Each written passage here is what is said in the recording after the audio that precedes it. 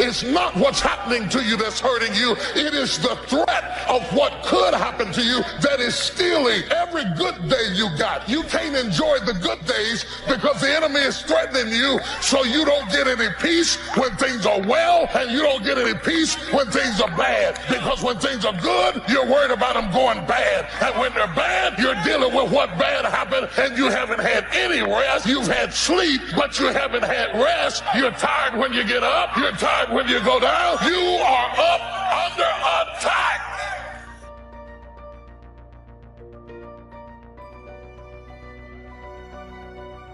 You got to come up with some times in your life that you unplug from this crazy world. Turn your phone off. We live in a world today that's got us so focused on everybody else that we're comparing our life to everybody else's life, and anxiety and fear come whenever you start dwelling on the past and whenever you're afraid of the future. An anxious and a worried mind is not normal. But you know what? You're going to worry until you finally realize that it's useless. It doesn't help your problem. Doesn't solve your problem. All it is us saying, I think if I think about this long enough and worry about it long enough, I can figure something out. And it's not going to work.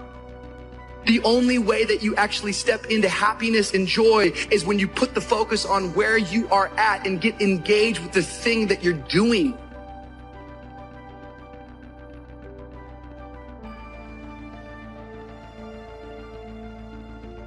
What's the old story you keep repeating? Maybe it's not a success. Whatever you've achieved up to this point, that story you keep talking about, every second you spend in that old story about what you've achieved, your degree, some business you had, every time you live in that story, you're stripping time and focus from the new story. What's the new story you're telling yourself? You can't have a new identity without a new story.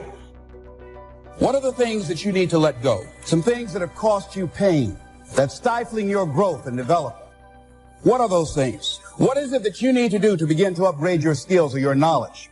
As you begin to look at yourself and ask some of these questions, what is something that you're good at? Let's think about these things. What would you do if you had 1 year to live and guaranteed success in anything you decided to do?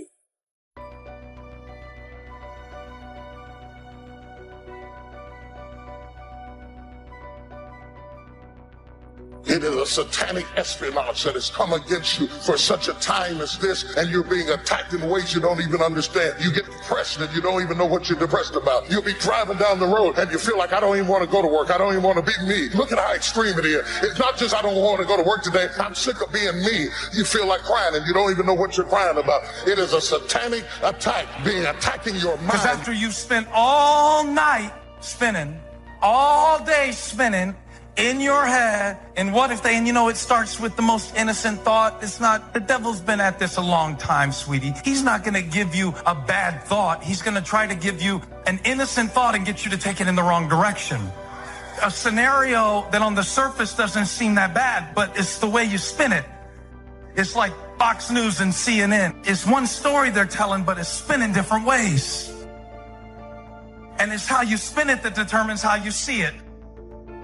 Worry is like rocking in a rocking chair all day. It keeps you busy but gets you nowhere. At the end of the day, you'll still be in the exact same spot, just going back and forth, back and forth. Now, you can keep on the same path for the next couple of years as you have the past two.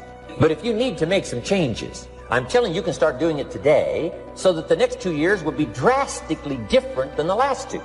And anybody who wishes to do that can. And you can do it between ages 40 and 43. You can do it between ages 60 and 62. Any 2 years, any 5 years that you wish to drastically change from the previous 5, you can do it.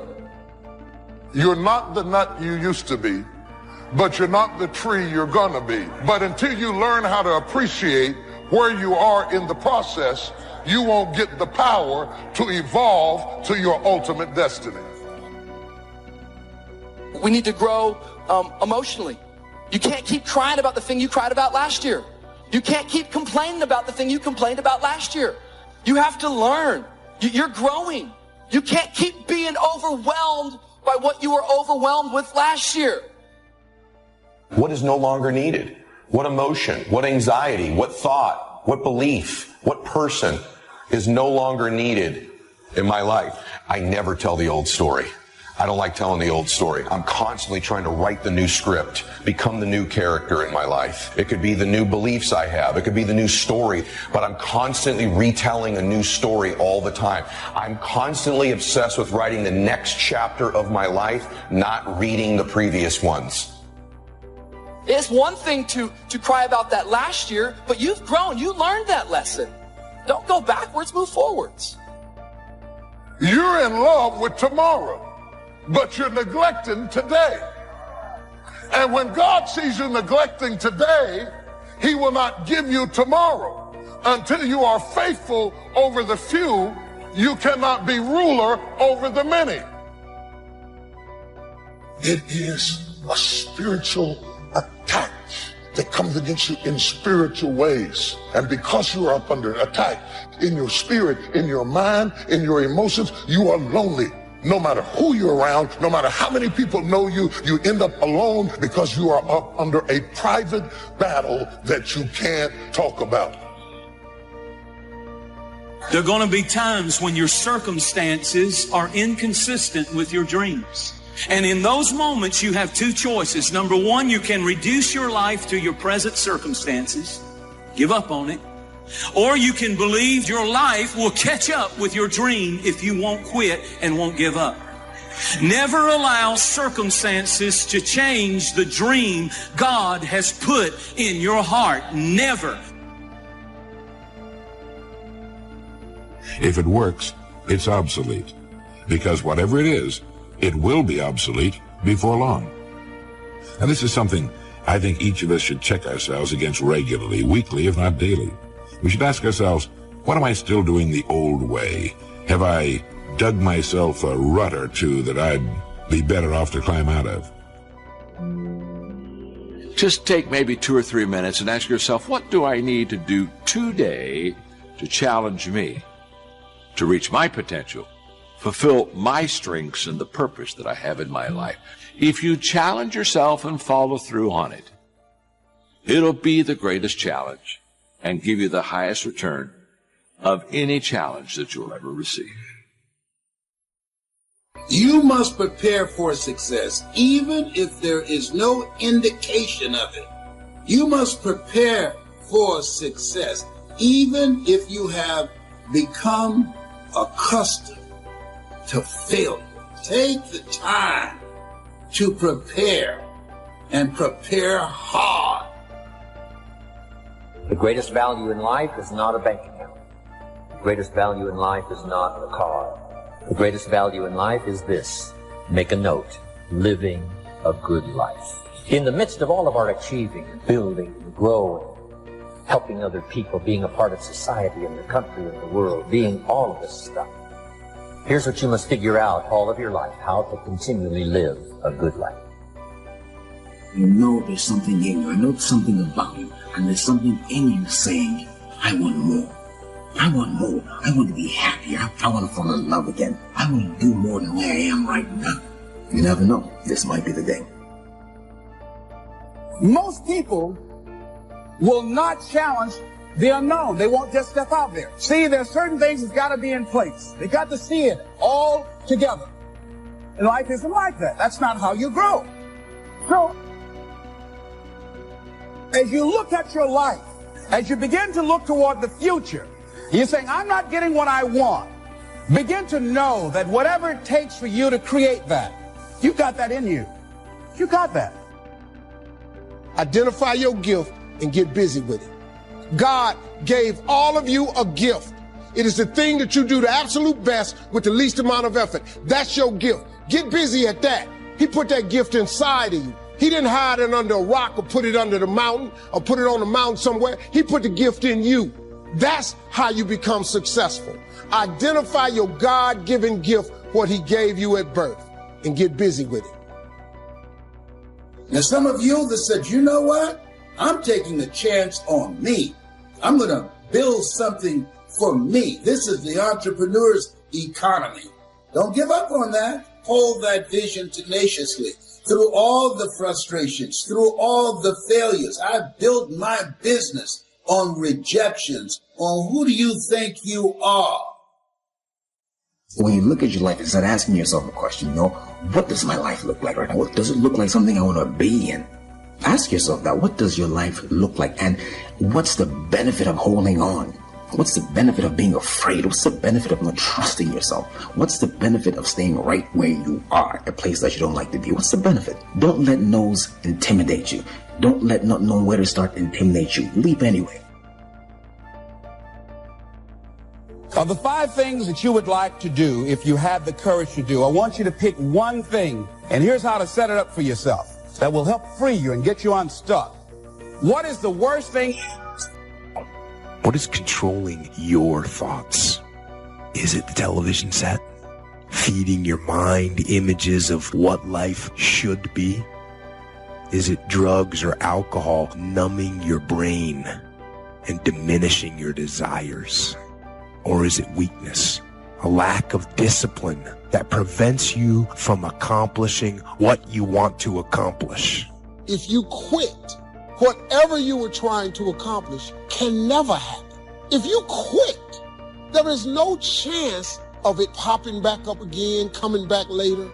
Quitting is guaranteed failure. When you're trying, you're going to fail. You have to make sure that your dreams and goals are so big that not accomplishing them is not an option. I'm not saying that there aren't things in life that we just have to do. There are.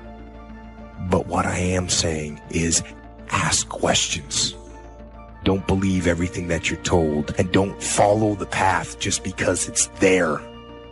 Don't get in line just because other people are. Get up. Be conscious of what is creeping into your mind. What are you letting in there? What is forcing itself in there? You have only one life, so don't waste it. Take inventory of what you're giving space to. Life is too short to go through it with negative things holding us down.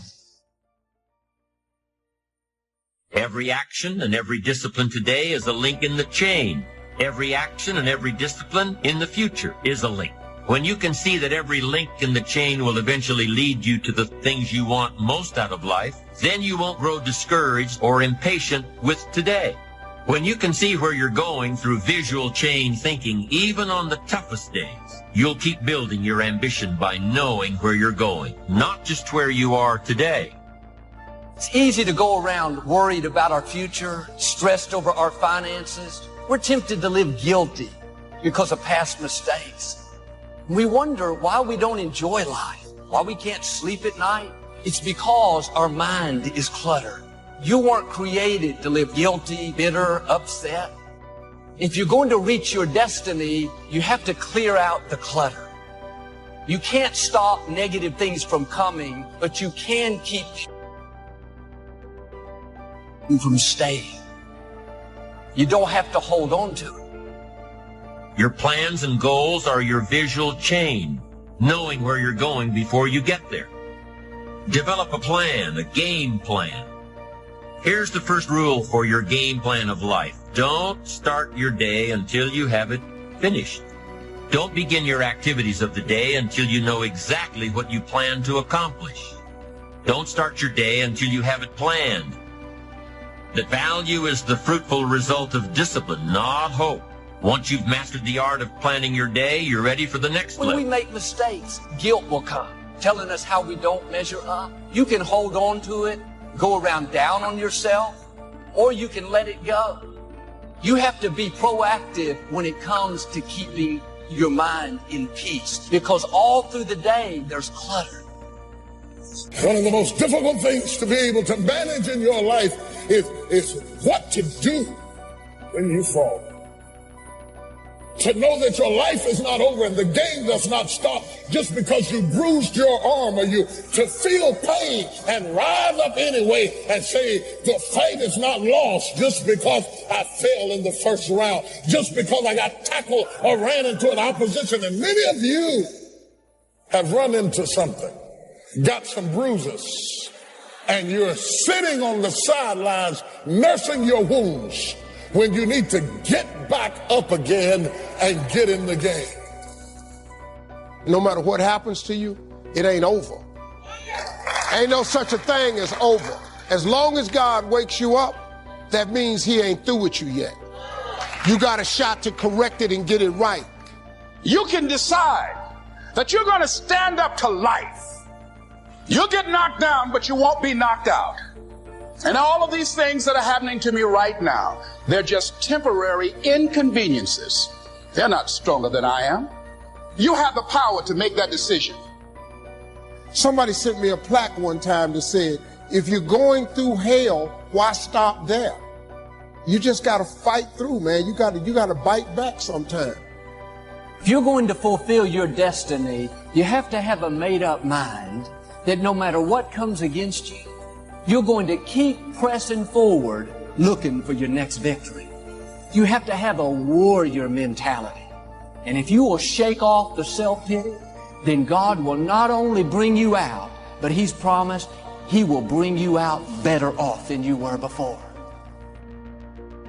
I was reading this article about Mike Tyson. It was very, very interesting. Heavyweight champion of the world, and now he's struggling.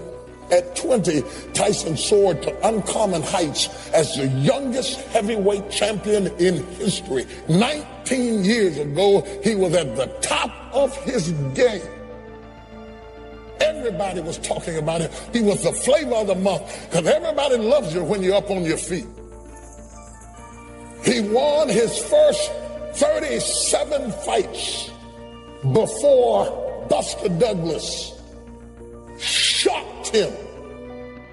See, what makes falling terrible is when you've gotten used to winning. Sometimes a loss will shock you. See, some of you have had so many losses that winning shocks you.